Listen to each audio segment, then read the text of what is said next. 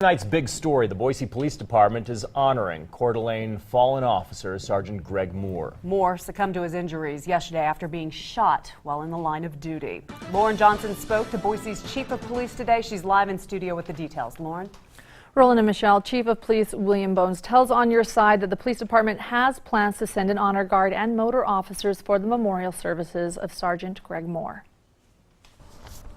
Flags fly at half-staff throughout the state while Idaho officers mourn one of their own, including those at the Boise Police Department. Our grief is there for the community, for that department, and most of all for the family that lost not just a police officer, but they lost a husband, a brother, a son.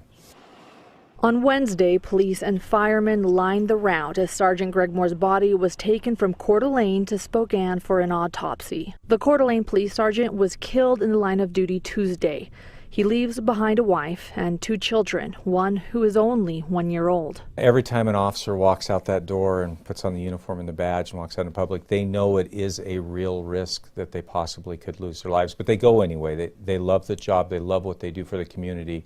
But it's one of the hardest things that officers and the families of officers carry with them is that worry. Chief Bones tells On Your Side that the Boise Police Department will be sending an honor guard to Sergeant Moore's memorial services. It is an officer that was lost within our state, and we think that it's very important, especially when they were feloniously killed, that we represent well the support that we have for that family and community. Boise officers are also wearing mourning bands placed on their badges in honor of Sergeant Moore. The loss of Sergeant Moore affects not just his department and not just his community, not just his family, but the entire state of Idaho. And I believe that all of the communities across the state want to show their grief and their support of the family.